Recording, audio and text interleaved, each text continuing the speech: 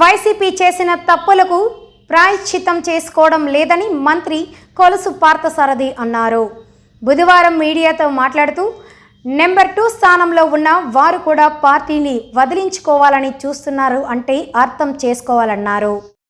రాష్ట్రం కానీ దేశం కానీ నష్టపోతే ఆ వ్యక్తి క్షమించరాని వ్యక్తి అని చెప్పేసి చెప్పడానికి ఎటువంటి సందేహం లేదని చెప్పేసి మనం చేస్తాను. 5 సంవత్సరాలు అధికారంలో ఉండి రాష్ట్రం గురించి కానీ రాష్ట్ర ప్రజల భవిష్యత్తు గురించి కానీ రాష్ట్రంలో ప్రతి సంవత్సరం వస్తున్న గ్రాడ్యుయేట్స్ ఇంజనీర్లు వాళ్ళందరి భవిష్యత్తు గురించి కానీ ఆలోచించుకోకుండా ఈ రాష్ట్రానికి సంపద సృష్టించి ఈ రాష్ట్రానికి ఆదాయ మార్గాలు పెంచి ఈ రాష్ట్రాన్ని దేశంలో ఉన్నత స్థానానికి తీసుకువెళ్ళడానికి ప్రయత్నించుకోకుండా తన మూర్ఖత్వపు పరిపాలనతో ఈ రాష్ట్రాన్ని అగాధంలోకి నెట్టేశారని చెప్పేసి మనం చేస్తా ఉన్నాను. ఇది వాస్తవం కాదనుకుంటే దమ్ముంటే ఎవరైనా సరే వైఎస్ఆర్ కాంగ్రెస్ పార్టీ నుంచి బహిరంగంగా చర్చించడానికి సిద్ధమని చెప్పేసి కూడా ఛాలెంజ్ చేస్తా ఉన్నాం. అగాధంలోకి నెట్టవేయబడిన ఈ రాష్ట్రాన్ని ఒడ్డున వేయటానికి తిరిగి గాడిలో పెట్టడానికి చంద్రబాబు నాయుడు గారు ప్రయత్నం చేస్తున్న విషయం ఈ రాష్ట్ర ప్రజలందరూ కూడా గమనించారని చెప్పేసి మనం చేస్తా ఉన్నాను. నేను మీ 7 నెలల పరిపాలన తెలుగుదేశం పార్టీ 7 నెలల పరిపాలన మీద ఏదైనా చర్చకు వచ్చేట్లయితే ఎక్కడైనా సరే సిద్ధమని చెప్పేసి ఛాలెంజ్ చేస్తా ఉన్నాం.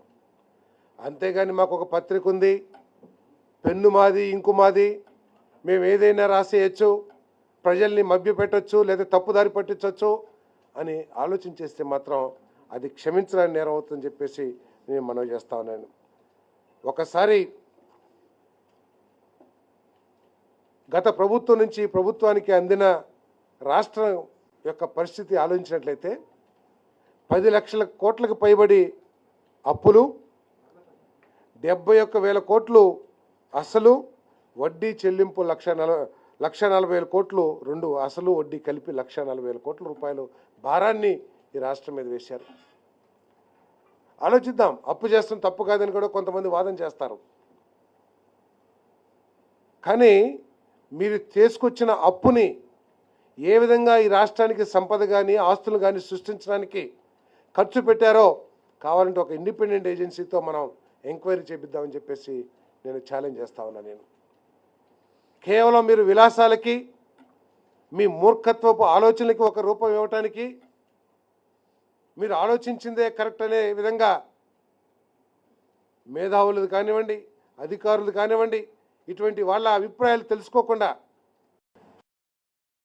పూర్తిగా అగాధంలోకి నెట్టేసిన వ్యక్తి జగన్మోహన్ రెడ్డి గారు కాదా అని చెప్పేసి నేను ప్రశ్నిస్తా ఉన్నాను. నేను ఈరోజు ఆయన ప్రభుత్వం నుంచి దాదాపు 1,40,000 కోట్లు అన్నీ బకాయిలే, నేనేదో చేసేసాను అంటారు. ఎస్సీ బీసీ మైనార్టీలకి చేశానని చెప్పేసి గొప్పగా చెప్పుకునే జగన్మోహన్ రెడ్డి గారు వారి భవిష్యత్తుకి ఇగో ఇది బాట వేశాం మేము, ఇదిగో ఈ విధంగా వాళ్ళ ఆదాయ వనరులు పెరిగేదానికి మేము చేశాము, ఇదిగో వీళ్ళ సంపద సృష్టికి లేకపోతే వాళ్ళ సంపద విలువ పెరగటానికి మేము ఈ చర్య తీసుకున్నామని చెప్పేసి చెప్పే దమ్ము ఉందా జగన్మోహన్ రెడ్డి గారికి అని చెప్పేసి నేను ఛాలెంజ్ చేస్తా ఉన్నాను. నేను పేదవాడి సంపద విలువలు కూడా దిగజార్చేశాడు జగన్మోహన్ రెడ్డి. నీ దుష్పరిపాలన మూలంగా ఆస్తుల విలువలు ప్రతిసారి కూడా అది కోటేశ్వరుడు ఆస్తుల విలువ కానివ్వండి లేదా పేదవాడి ఆస్తుల విలువ కానివ్వండి, మార్కెట్ విలువ కడితే ప్రతి సంవత్సరం పెరుగుతూ ఉంటుంది.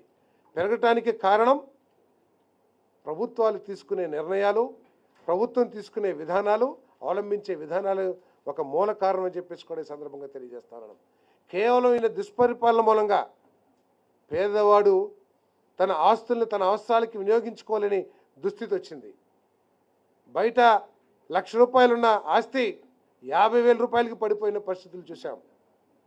పేదవాళ్ళందరినీ కూడా నిరుపేదలుగా చేయడం కోసం పేదవాడు భూముల్ని లాక్కునే విధంగా కూడా వైఎస్ఆర్ కాంగ్రెస్ పార్టీ అంతా కూడా నాయకులందరూ కలిసి గూడపుటాన్ని చేసి అలీబాబా 60 దొంగల్లాగా దోచుకునే విషయం కూడా వాస్తవం కాదా అని చెప్పేసి అడుగుతా ఉన్నా నేను.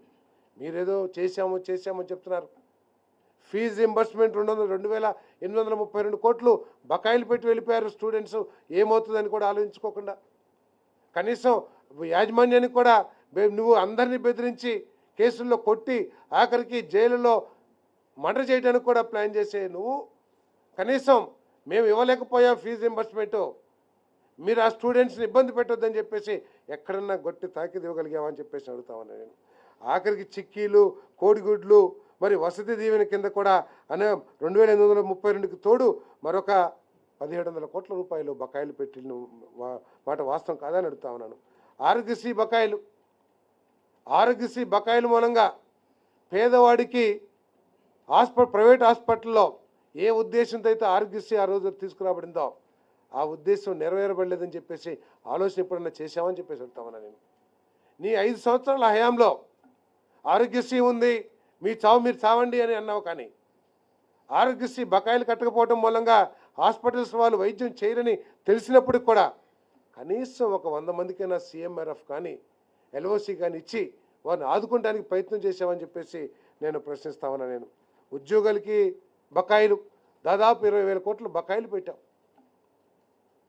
PRC వేయకోకుండా అన్యాయం చేశాం. అదేవిధంగా ధాన్యం రైతులకి 21 రోజుల్లో డబ్బులు ఇస్తానని చెప్పేసి గొప్పగా చెప్పుకున్న నువ్వు, ప్రతి గింజ నేనే కొంటానని చెప్పి చెప్పుకున్న నువ్వు ధాన్యం డబ్బుల్ని 3-4 నెలలు కూడా ఇవ్వకపోతే రైతు పరిస్థితి ఏమవుతుందని చెప్పేసి ఇప్పుడు ఆలోచించామని చెప్పేసి మనం చేస్తాను. ప్రతి గింజ నేనే కొంటాను, బయట వాళ్ళు కొనొద్దు అని చెప్పేసి బెదిరించిన నువ్వు బాపట్ల జిల్లాలో కేవలం 7,000 మెట్రిక్ టన్నులు కొని ధాన్యాన్ని గత సంవత్సరం చేతులు కడుక్కున్న నువ్వు ఈరోజు తెలుగుదేశం ప్రభుత్వం చంద్రబాబు నాయుడు గారి నాయకత్వంలో ఆ ఒక్క జిల్లాలోనే 50,000 టన్నులు ధాన్యాన్ని కొనటమే కాకుండా రైతుల